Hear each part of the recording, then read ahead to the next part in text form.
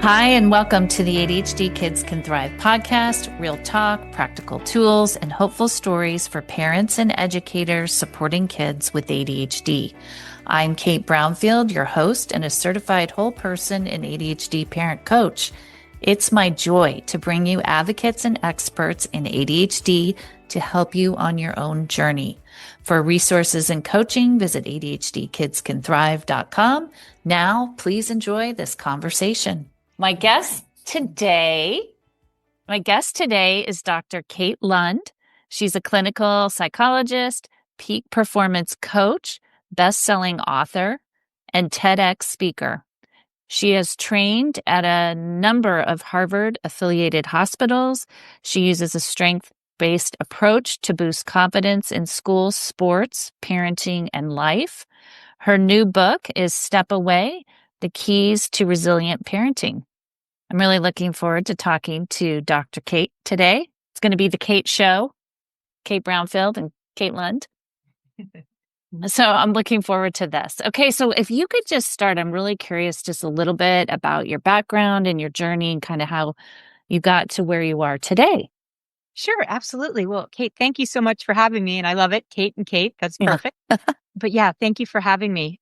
So I've been a psychologist for 20 plus years, but that really goes back to early on. I really feel like my passion for this work, my drive to become a psychologist started when I was a child. I was 4 when I was diagnosed with this medical condition called hydrocephalus. And that's when the cerebrospinal fluid isn't circulating as it should, and you get really sick. And it was baffling for the doctors and my parents, obviously. But the good news is this condition can be managed with something called a shunt, but that's a surgical procedure. So I was in and out of the hospital a lot as a little kid and, throughout my adolescence. And that really, obviously was hard, but it taught me some really important lessons. It taught me how to understand myself more fully, taught me how to focus on what I could do as opposed to what I couldn't do. And it just helped me in a lot of ways, despite all of the very real challenges associated with it. So I think that foundation in my life is really what drove me to study psychology, get involved with, lots of different volunteer work type things in high school and college. And, that's kind of the foundation and the work I've been doing for 20 years. I'm also a mom. I have 18-year-old twin boys. Congratulations. Yeah, I know. It's crazy. They turned 18 in August, and it's, they're awesome. It's been a journey. We're in a different space right now trying to figure out college, but that's, part of the game. Yeah, part of the journey. Part of the journey. And I'm also a dog lover, and my dog Wally and I'd always wanted to train a therapy dog. And so we got Wally, and he was a puppy and seemed to have this amazing temperament, which he does. And so he's now a certified therapy dog, and we go out to Children's Hospital here in Seattle. Wonderful. And we work there as often as we can. It's to be honest with you, my favorite thing that I do right now. I absolutely love it. That's great. And so are you helping other children who are struggling with their health in the hospital, just like you did? Yeah, exactly. It's amazing. It's a meaningful piece. And we go in and we visit with the kids. We have kind of an assigned group each time we're there, and we go out and we visit with them. And sometimes we'll do like a one-on-one if a child is waiting for a procedure, which is, scary or upsetting for them. And Wally comes in and is a very calming presence. And then sometimes we work with a physical therapist, which is really fun because Wally can serve as motivation for a child to engage, push themselves to the point where they can reach where he's sitting so that they can pet him and stuff like that. Oh, that's amazing. That's amazing work. It's really cool work. And I absolutely, it's very, very meaningful. Yeah. Okay. So you're very busy. Yeah. Woman. And in all of that, you wrote this book about resilient parenting called Step Away. So let's get into it. It's a new book that you just wrote, and you're out advocating and talking about this kind of principle of resilient parenting. So I can understand how you've built your resiliency over your life. I think when it starts when you're a very young person and you're sick, you kind of learn by the force of will how to fight, right? Yeah. Yeah. and overcome, and you've kind of learned those lessons. To you, what does resiliency mean when we look in the scope of parenting? Yeah, so that's a really great question because I'm really looking at resilience here as sort of a lifestyle thing. How can we as parents build in the tools and strategies that are going to create a resilient lifestyle? So we're not looking at resilience as, kind of moving through each challenge as it pops up. It's more like a lifestyle that we're building such that when challenges pop up, because they're inevitably going to Yeah. pop up for all of us all the time, we're able to more easily kind of ride through them like waves. Isn't always going to be possible, obviously, depending on the nature of the challenge. But that's really how I'm looking at resilience, kind of a integrated lifestyle type of lens that I'm looking at. And I wrote the book, yeah, through I kind of talk a little bit about my early experiences, but then it's really written through my lens as a mom and my lens as a psychologist for all these years. Okay, so what does the resiliency mean as a lifestyle? What does that look like? Yeah, so first and foremost, what it looks like is it's our ability to manage our stress response on a consistent basis. And that's kind of the core principle that I teach everybody that I work with, whether they're parents, they're corporate folks, athletes, what have you. We've got to be able to manage our stress response so that we're integrating a way of being level as possible each and every day. Because if we're starting our day here and a challenge hits, boom, we're going to escalate most likely to the point of shutdown. Yeah. And we're not able to do much of anything. We're certainly not going to be able to optimize ourselves as parents or in any other way. So that's the core principle. And then from there, there's really no one size fits all. We want to look at each parent, each person's unique context and situation. And we want to try to design a plan which is going to help them to optimize their own well being and their own ability to be the best that they can be within their own unique context. Yeah. Very focused on helping folks to appreciate their own unique context. So avoiding the comparison trap. And my goodness, my best friend has this and that, and they're much more able to do all these things than I am. But no, let's take a look at who you are and where are your strengths and what can we harness to optimize your ability to be at your best. Yeah. And that can look at like a whole bunch of different things, but really there's no one size fits all. And I work with everybody on a very individual level to get there. Yeah. Okay. So if you're raising a child who has ADHD and is dysregulated, your baseline as a parent, a lot of days is going to be challenged, Yes. right? So compared to your peer group, Yeah, exactly. right? Or if you're raising twins, that's too a different baseline, right? It's a little bit more chaos. But how do you, so like, how would a parent, like, parents can really get stuck in this cycle of being dysregulated because their child's dysregulated, Yeah. right? So how do parents who are in this world of raising a child who's dysregulated, like what are some steps that they can take, tiny, tiny steps to begin to build resiliency just in their day? I mean, one of the biggest words of advice is to find calm, and you have to be calm in spite of your child being calm. And that is a skill to be mastered for parents. Yes, it is. And one of the tools that it's actually my go-to tool, it's my favorite tool. It was developed by a physician in Boston in the 1970s before mindfulness was a thing. It's called the relaxation response. It's designed by Herbert Benson, who was the physician.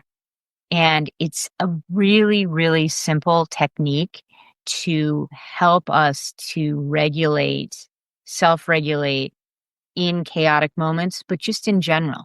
Practicing this technique helps us to create that even baseline. And so it's very simple. You come up with a word or a phrase that you find soothing in some way, and you breathe. And I mean, it sounds really, really simple, and it truly is. The key is practicing it consistently. And, sometimes when we're thinking about meditation or other mindfulness techniques, they're a bit more complex or they require much more time. And this is very simple and very effective once you've established that baseline sort of practice and it becomes kind of second nature. But what I recommend to parents is practicing 5 minutes in the morning, 5 minutes in the evening to start to get a sense of what it feels like to be in that stress modulated, regulated space. And that is a very powerful way to start. And it starts to integrate that way of feeling into what your baseline will become. Yeah. Other cool thing is you can practice in tiny increments throughout the day if you're, in a moment where your child is very dysregulated or you've got a stressful conversation coming up or, it can be held in your back pocket and pulled out whenever one needs. Yeah. And that's my favorite for Is that like the box breathing? Like the whole, like, what does that look like? Let's practice. This would be a tool that if you're listening to this podcast, let's just do a little practice so people can take this away with them and just try it when you wake up in the morning, or if you're flying out of bed, try it at the end of the day, right? Yeah. So I like folks to try it on either end of the day, in the Okay. morning and in the evening. But really simple. And it's not even box breathing per se. It's like you think of a word or a phrase that Okay. you find soothing in some way. All right, I'll do it. I'll be the patient. I'll be Okay. the client. I'll do it with you. So you Okay. think of a word or a phrase you find soothing in some way, and you breathe. And folks can keep their eyes open or closed depending on how they, feel. You just breathe. Okay. So how did that feel? Oh, it felt wonderful. You know what I was noticing? My dog is sitting here Mm-hmm. on the floor next to me, and I could hear him breathing like I'm breathing. Yeah. And I'm like, wow, dogs really have this figured out. Yeah, they do. Trust me. And they're in the moment too, right? Yeah, he's just in the moment, breathing deeply while I'm sitting here doing this podcast. So much easier said than done to be in the moment. Yeah. That's cool. So you felt and could you feel kind of that decompression happening? Oh, absolutely. Absolutely. I'm a big yes. I have had to learn this in my own journey Right. about how to get to a state of calm without I used to have to be in it, like go work out, right? Like that would be the only place where I could really finding calm and stuff and that kind of thing. But you can't always do that when you're parenting, right? We're very busy and you can't always wait to find like peace in your day by having to go do another action, which would be to go for a walk or go for a run or whatever you do. So I have learned like this technique is just so lovely. So I hope everybody just took time on this podcast to do that and just try it and just see what kind of how it calms if it calms your nervous system down a little bit. Yeah, and such an important point that you make and that, it takes practice, consistency to start to feel that calming. And sometimes, we'll have lots of different thoughts coming into our mind and but it's just kind of like letting those be and trying not to engage with them, but gets easier and easier over time. Yeah. Yeah. But very valuable and very powerful. And at points, depending on the developmental kind of stage of the child, they might start to pick up on some of what you're doing as a parent, depending, on kind of where they are in time and space and the level of dysregulation. But there is that modeling piece that can happen over time as well. Yeah. And so how does this all reflect on children? So if parents find a way to kind of like your book's called Step Away, so I'll play into that a little bit, which is to step away from busy, busy life, hard, hard struggles, to step away and even just do this 5-minute breathing, right? How does that impact like your household and your family? How does that show up? Yeah, so it shows up by us as moms or parents, this works obviously with dads or any parents, it shows up as a greater sense. There's a ripple effect, a greater sense of calm within the household because I know from experience that if I'm amped up, it's like there's more sort of a charge in the air. But if Right. I'm kind of calm, able to respond to situations as opposed to react, and that's sort of what we're going for here. There's just a greater sense of calm. And there's a sense of empowerment for kids too, because they're seeing what's possible for us as parents as we're optimizing our own well-being and parenting selves. Yeah. It's empowering them, kids, to see what's possible, for them as they move through. And particularly if we're demonstrating things like using our strengths to compensate for challenges, or we're showing them that it's okay to have challenges because we all have challenges. It's all kind of a modeling exercise, but generally speaking, there's a greater sense of calm as we're practicing this stress modulation technique. Yeah. Okay. So, okay, here's my question just to apply it to the parents. So, how does a parent tap into their resiliency in these moments where, like, a child, like, really the biggest one is homework time, right? Or getting out in the door in the morning. These are these themes that show up that are hard inside the home with families. And that is when this play on getting dysregulated with each other can arise and our resiliency goes out the window. Yeah, exactly. Because the dysregulation is Yes. spiraling, and yes, I hear you. It's a lot. And so, let's use homework time as an example, right? Okay. Because one of the things that we want to do is we really want to be empowering our kids to see what they're capable of, right? Yeah. So, of course, from experience and what I've observed with my clients and such, there's that desire or that kind of moment where like, well, if I just swoop in here and, help them get the homework done or get it done, this will quiet down. But really, it's taking, depending on how old the child is, taking a step back, giving the child a sense that they're able to accomplish this. Perhaps us as moms, parents, going into the other room for a moment, doing the breathing, putting on a song, calming our own nervous system, regulating, not for a long time, for a few minutes, and asking the child to complete, say, one math problem. Not asking them to do everything, but one math problem, taking those tiny steps forward such that they can start to internalize their own ability to make this happen.